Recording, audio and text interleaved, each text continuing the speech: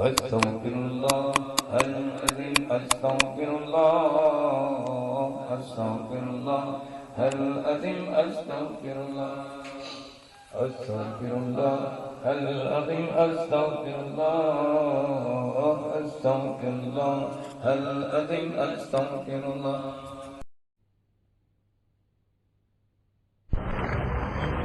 Assalamualaikum warahmatullahi wabarakatuh.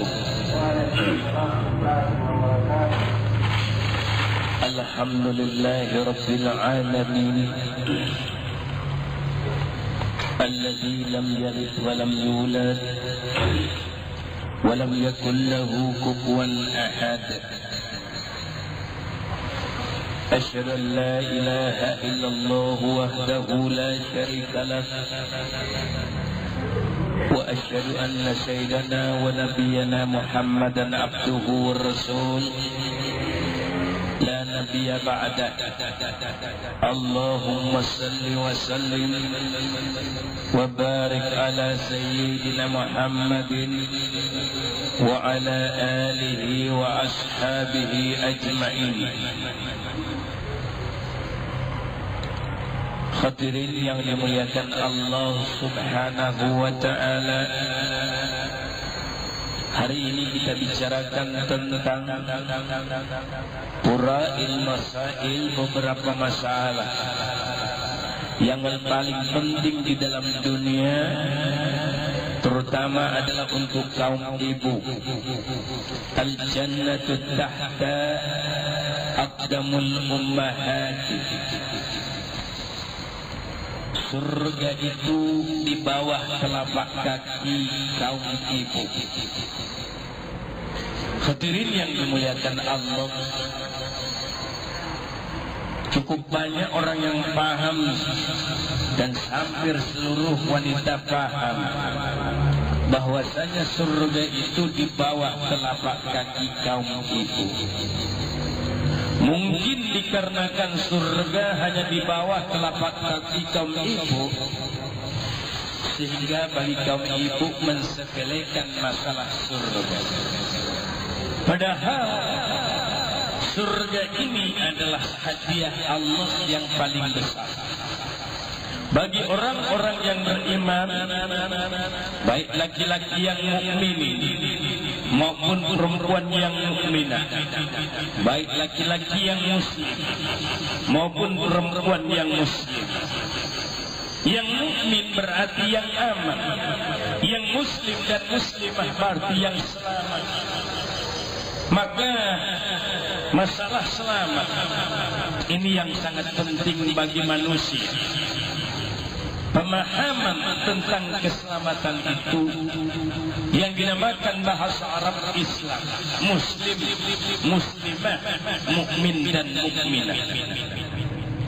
Hadirin yang dimuliakan Allah Subhanahu wa ta'ala, bila kita baca dalil hadis menyatakan al-jannatu tahta aqdamul ummahat,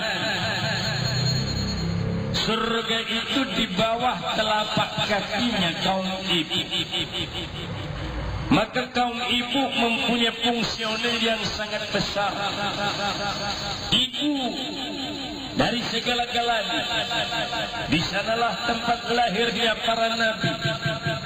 Di sanalah para kaum ibu tempat berdiamnya kaum para nabi, para rasul, para kiai-kiai, para ulama-ulama, para wali-wali Allah. Lahirnya, berdiamnya para kekasih-kekasih Allah di dalam rahim seorang perempuan. Para cendekiawan, para orang-orang yang pintar, cerdik, pandai, baik yang bodoh sampai kepada pintarnya, baik orang-orang yang miskin sampai kepada yang kayanya, yang telah ditetapkan oleh Allah Subhanahu wa ta'ala, baik orang-orang yang penipu, baik para kafir laknatullah, semua berdiam di dalam rahimnya kaum ibu. maka wajar bagi kaum ibu itu mendapatkan suatu kehormatan yang sangat tinggi di mata Allah Subhanahu wa ta'ala, diberikan untuk mendapatkan surga yang sangat mudah daripada kaum laki-laki. Betapa susahnya kaum ibu mengandung, kemudian melahirkan seorang anak, dibina seorang anak, disusukan, diberikan air darah batang tubuhnya yang berwarna putih.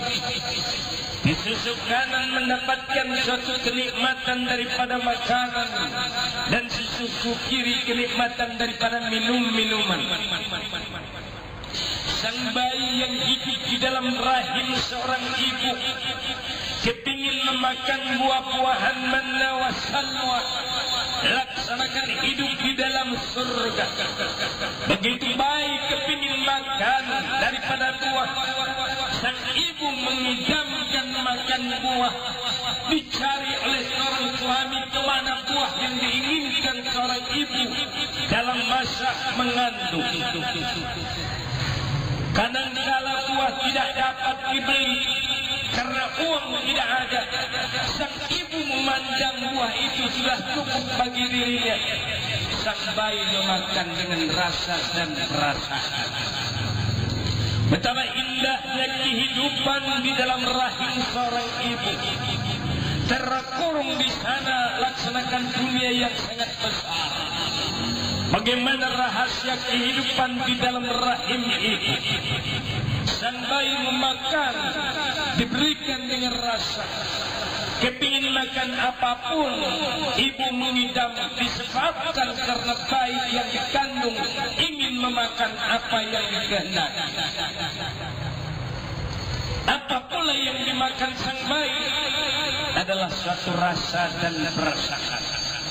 Maka timbul kelezatan. Mereka hidup di dalam satu rahmat dan nikmat dalam alam kasih. Dikandungnya seorang nabi, dikandungnya seorang wali, dikandungnya seorang penjahat, penipu, semua berada dalam rahim ibu yang sama. Baik dikandungnya seorang nabi 9 bulan 10 hari tinggi. Semakin hari semakin membesar kandungannya, semakin hari semakin berat pula yang dikandung.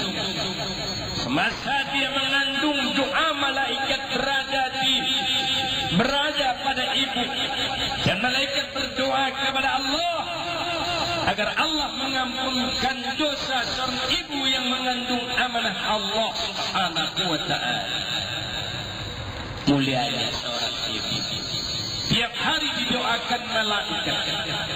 Begitu melahirkan, 40 hari setelah nifas dan waladah, wajah seorang ibu berseri, dipancarkan Allah nur, dia bersih jiwa melaksanakan bayi yang baru lahir.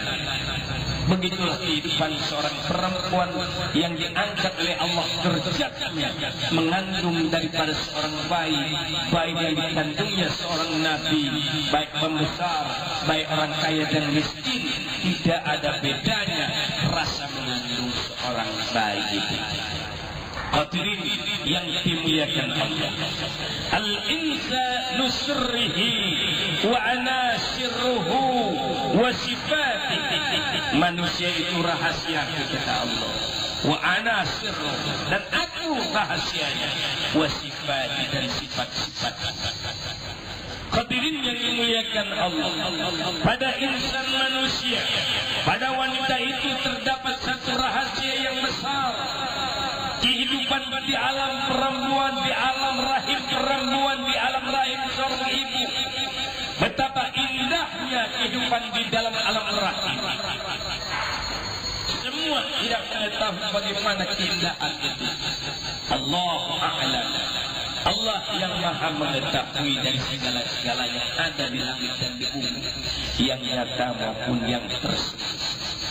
Maka itu dalil hadis yang menyatakan al-jannatu tahta aqdamul ummahat. Surga itu di bawah kaum ibu, tiap dia berbuat sesuatu dalam rumah tangganya, dia bersihkan rumahnya, mendapat doa malaikat.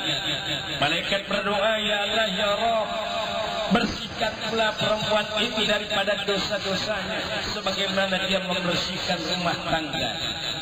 Disapunya rumah tangganya dapat doa, dicucikan pakaian suaminya dapat doa dan pahala yang besar. Setiap satu baju pakaian yang dibersihkannya daripada daki-daki suaminya dibersihkan dapat doa malaikat. Malaikat berdoa, ya Allah ya Rabb, bersihkanlah perempuan itu daripada dosanya sebagaimana ia membersihkan pakaian suami dan anaknya. Enaknya jadi perempuan yang selalu ada doa malaikat kepada anak.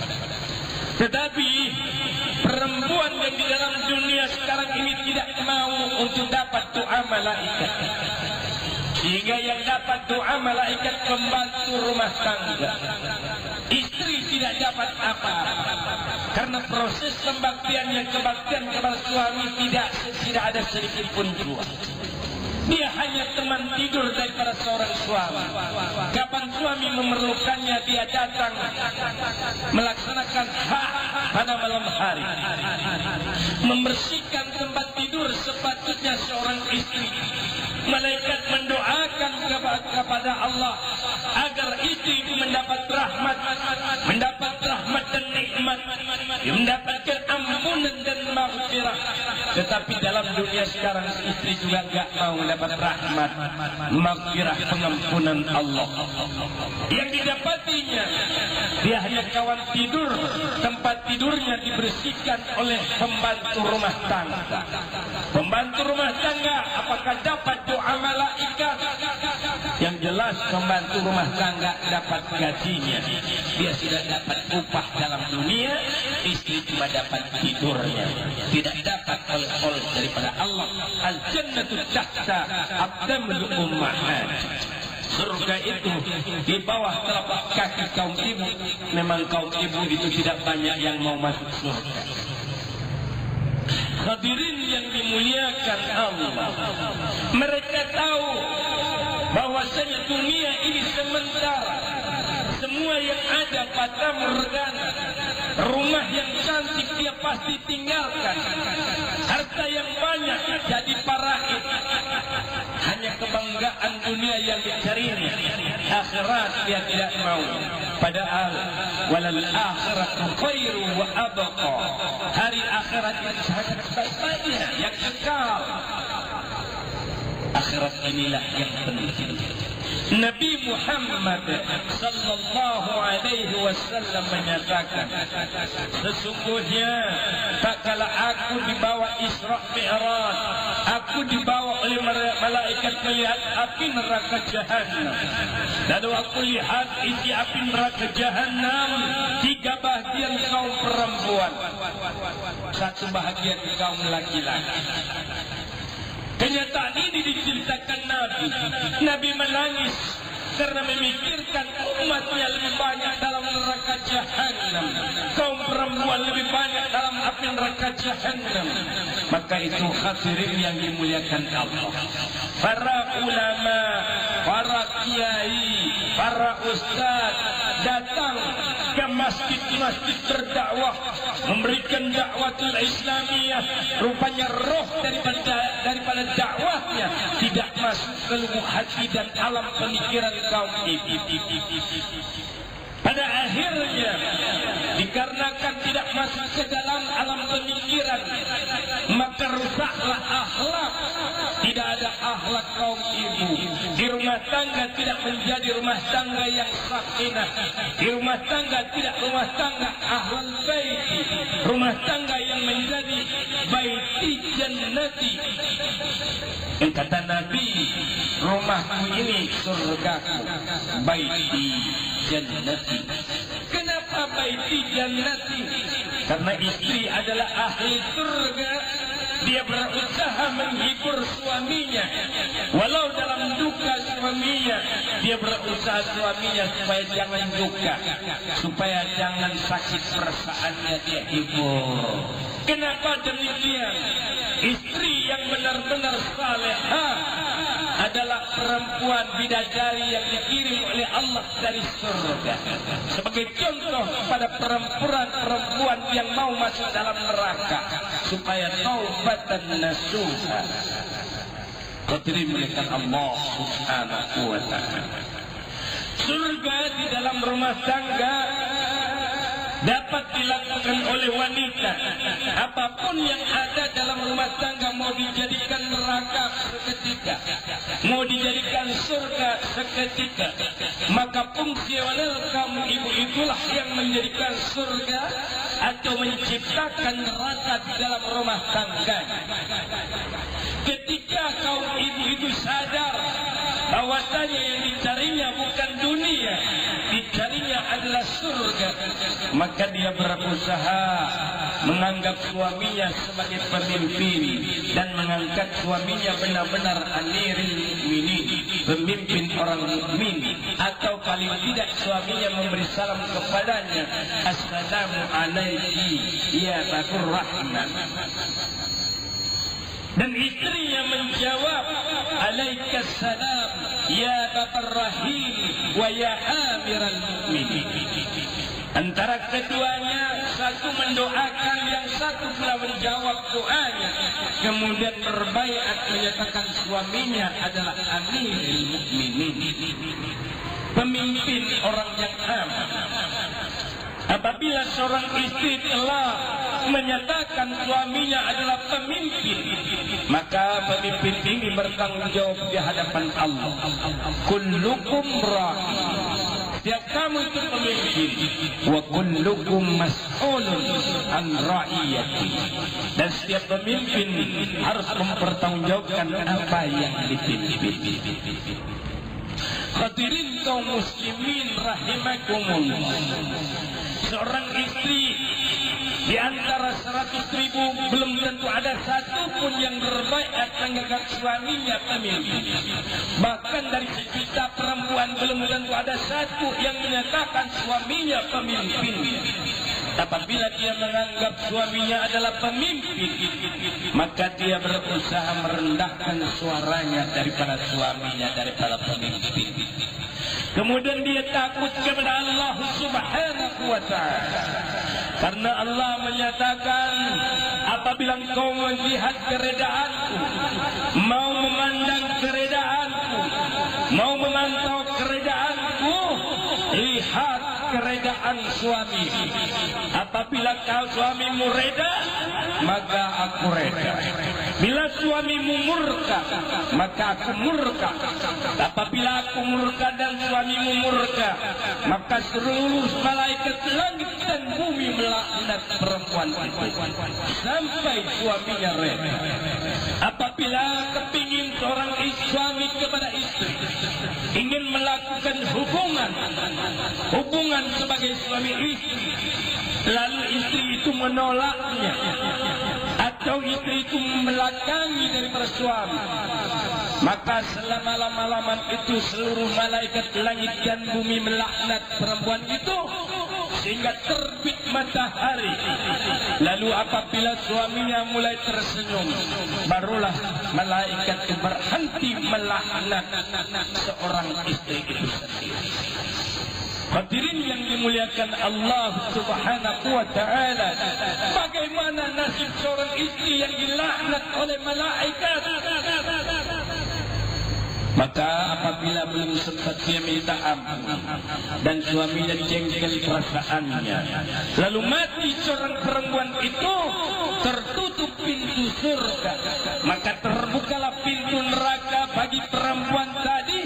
Hum fiha khalidun, maka dia kekal selama-lamanya dalam api neraka Jahannam, kecuali tak kala ditanamkan istri itu ke dalam kubur, lalu suaminya berdoa, ya Allah ya Rabb, sesungguhnya aku telah reda dan aku ampunkan dosa istri. Tolong ampunkan dosanya ya Allah. Berikan 8 kunci surga yang kau janjikan.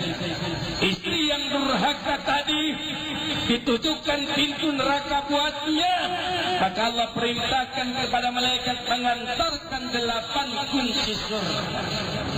Lalu malaikat menyuruh, wahai hamba Allah, ini kunci yang Allah perintahkan diberikan kepada kamu. Silakan kau pilih surga yang mana. Yang pertama sampai yang ke-8, pilih yang mana kau mau. Maka perempuan itu masuk ke dalam surga. Sebelum masuk surga, maka perempuan itu berkata, demi Allah ya Allah, aku tidak rela memasuki surga. Allah bertanya, kenapa engkau tidak masuk? Bukankah itu karena doa dan keredaan engkau? Sebelum pemimpinku masuk surga, maka biarlah aku di hadapan surga, menunggu pemimpinku, suamiku masuk ke dalam surga terlebih dahulu, baru aku masuk ke dalam surga. Allahu Akbar. Hadirin muliakan Allah. Bagaimana nasib ibu kita? Ibu kita yang selalu berbuat yang menyakitkan perasaan ayah kita. Kita penonton, kita tahu perbuatan yang dilakukan ibu kita, durhaka kepada ayah kita. Di mana pula tempat ibu kita? Ya Allah, kasihan ibu kita, neraka jahanam terengang buatnya, tinggal anak yang beramal saleh. Ketika ibu yang durhaka yang siap dimasukkan ke dalam api neraka jahanam, ada anaknya yang taat kepada suaminya, anak daripadanya yang perempuan taat kepada suaminya, memegang amanah suaminya, maka anaknya yang beramal saleh tadi memasukkan kedua ibu bapaknya ke dalam surga disebabkan anak yang beramal saleh. Perempuan yang beramal saleh yang memegang amanah suaminya. Maka itu khatirin yang dimuliakan Allah. Al-jannatu tahta aqdamul ummahat. Surga itu di bawah telapak kaki kaum ibu. Kasihan kaum ibu. Di dalam dunia sudah sengsara mengandung anak. Di dalam dunia sudah antara hidup dan mati melahirkan sang bayi. Di dalam dunia tidak tidur di malam hari, dijaga anak, disusukan anak. Di dalam dunia diberikan kenikmatan terhadap anak. Yang harapan seorang ibu kiranya sudah besar nanti dapat membantu meringankan beban. Tapi apa yang terjadi? Besar si anak durhaka kepada ibu, menyakitkan hati ibu, hancur perasaan. Anak yang dikandung 9 bulan 10 hari, anak yang diurus dari tapak kaki 2 jari, diberikan susu dibalas dengan tuba, diberikan kasih sayang dibalas dengan cacian. Tinggal dulu termenung mana dosa yang terhadap suami, mana anak yang durhaka, mana ingin menghadapi siksa api neraka jahanam, mana ingin menghadapi siksa kubur. Hadirin dimuliakan Allah. Aduhai kasihan nasib seorang ibu yang padahal dirinya sangat mudah untuk memasuki surga. Tidak mau dia berubah. Dia tidak takut dengan azab Allah. Sifat, akhlak, apa karena ibunya sendiri mengandungnya tidak berakhlak, jika anak yang perempuan pun tidak berakhlak. Bila sudah tua, anaknya sudah besar, satu persatu anak meninggalkan ibu. Yang perempuan dikawini sudah pergi daripada sisi. Yang laki-laki baru selesai sekolah dari pengorbanan seorang ibu menjual harta, kadang-kala pinjam sana kemari untuk menyekolahkan anak. Bila sudah besar, sudah dapat pekerjaan si anak kawin, ibu tinggal sendirian lagi. Susah ibu sendiri termenung sendiri. Satu persatu telah pergi. Wa awal wal akhir. Begitu awal, begitu akhirnya. Suami telah mati. Tinggallah seorang ibu dengan cucu. Untung kalau ada cucu anak entah kemana pergi. Cuculah mendekati. Kasihan nasib seorang ibu. Dapatkah dia surga nanti? Allahu Akbar. Allahu Akbar. Seorang ibu adalah ibu kita yang melahirkan diri kita. Istri adalah sama seperti ibu kita yang melahirkan.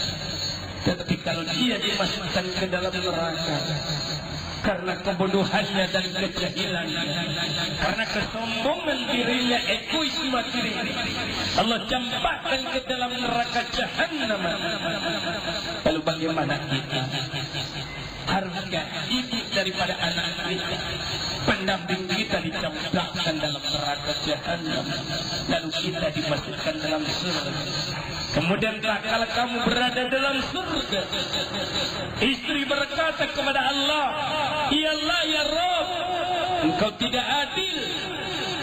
Engkau tidak adil, ya Allah." Allah bertanya, "Kenapa kau berkata demikian?" "Ya Allah, suamiku kan pemimpin. Kenapa ia kau masukkan ke dalam surga, sedangkan dia mempertanggungjawabkan diri kami dan anak-anak?" Maka istri berkata, "Keluarkan dia dari surga, masukkan dia ke dalam neraka bersama kami." Kalau Allah berkata dengan malaikat, "Keluarkan pulang ibnu pulang dari surga, masukkan dia ke dalam neraka Jahannam." Maka hati-hati kaum laki-laki. Apabila engkau telah takluk terhadap seorang istri, lalu istri telah memerintahkan, siap-siap kamu ke dalam api neraka Jahannam. Maka itu Nabi Muhammad SAW berkata, "Takut dunia, wattaqun nisa." Takutlah engkau dengan dunia, dengan tipu daya dunia, karena menawarkan keindahan dunia, padahal itu tipuan belaka. Wattaqun nisa, dan takutlah engkau dengan perempuan. Sesungguhnya tipu daya perempuan lebih parah. Sesungguhnya Adam dikeluarkan dari surga karena perempuan. Bani Israel hina karena perempuan. Apakah engkau masuk surga karena perempuan? Jelas mustahil engkau masuk surga karena engkau telah dibelenggu oleh perempuan. Maka itu kaum ibu, jadilah ibu yang beramal saleh. Jadikan rumah tanggamu sebagai surga. Engkau yang membuat surga. Bila mana engkau tersenyum terhadap suami, walaupun hatimu terasa hancur, tapi dengan senyum wajah mengobati jiwa yang lalai, dia tidak akan berhutang. Suami kadang-kala tersesat berhutang karena istri. Suami terpaksa pinjam ke sana kemari karena istri, karena meminta istri tuntutan rumah tangga. Sayyidina Ali karamullah wajah, anak Nabi Muhammad, menantu Nabi, saudara Nabi, berkawin dengan anak Nabi Fatimah Zuhra. Nabi tahu kalau Nabi ingin menjadikan anak yang kaya raya dengan bisnis yang besar. Sudah lama Nabi nikahkan Fatimah Zuhra dengan Abdurrahman bin Auf, saudagar yang terkaya di kota Mekah. Tapi kenapa Nabi menikahkan kepada Ali yang miskin, sedangkan Fatimah Zuhra pun miskin? Karena Nabi lebih tahu daripada manusia.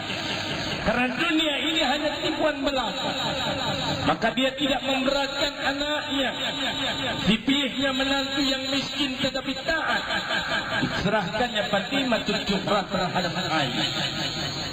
Padahal dia boleh pilih Abdurrahman bin Auf yang kaya raya, untuk supaya anaknya enak makan, nyaman tidur. Padahal makannya seorang kaya tidak sesuap nasi, hanya ingin sampai batas kenyang. Makannya orang yang miskin hanya batas kenyang juga, tidak lebih daripada itu. Tidurnya orang kaya walau duduk di atas tilam hanya batas terlelap mata. Begitu juga tidurnya orang miskin di bawah kolong jembatan hanya batas terlelap mata. Bila terbangun tidak ada beda, nikmat tidur hanya sebentar. Makanya semua ini hayalan. Wa mal hayatad dunya illa mata'ul ghurur. Kehidupan dunia ini hanya tipuan belaka. Dunia tipuan. Allah berkata begitu diciptakan dunia. Allah turunkan ayat. Allah nyatakan wa mal hayatad dunya illa mata'ul ghurur. Kehidupan dunia ini cuma tipuan. Sementara Allah mengejek orang-orang Yahudi, sekiranya kejar dunia kamu, seolah-olah kamu akan hidup selama-lamanya. Tapi jangan lupa kata Allah, kejar akhirat kamu, seolah-olah kau akan mati besok hari. Orang yang berakal tentu memilih akhirat, bukan dunia dengan penuh hayal. Ketika Allah mengejek manusia, manusia berbangga dengan harta. Allah sudah nukilkan di dalam wahyu. Allahakumut takasur hatta zuntumul maqabir. Kamu bangga dengan harta banyak. Kalau kau sampai di umur, mana harta yang kau banggakan? Mana uang yang kau banyak kau kumpulkan? Yang kau hayalkan, mana dia? Tidak sebesar debu pun harta anak yang boleh membantu kamu. Mana anak kamu yang kau banggakan banyak? Maka itu hadir dimuliakan Allah Subhanahu wa ta'ala. Fungsional daripada seorang perempuan, dialah yang membuat bahagianya dalam rumah tangga. Ketika dia lembut terhadap suaminya, lalu anak yang dididiknya juga mendengar kata yang lembut, sehingga tidak muncul anak yang menghardi ibu, tidak muncul anak yang menghardi bapaknya. Karena fala takul lahuma ukhtin wa la tanharhuma wa qul lahuma qawlan karim. Jangan kau berkata, mama ini campur saja. Maka itu didikan di televisi, didikan dalam film, tidak ada didikan akhlakul karim. Semua mengajar anak melawan ibu, mengajar istri melawan suami, anak melawan ayah. Semua didikan amoral, bukan didikan menunjukkan akhlakul karim. يا حبيبي صل على محمد يا حبيبي صل عليه وسلم اللهم صل وسلم وبارك عليه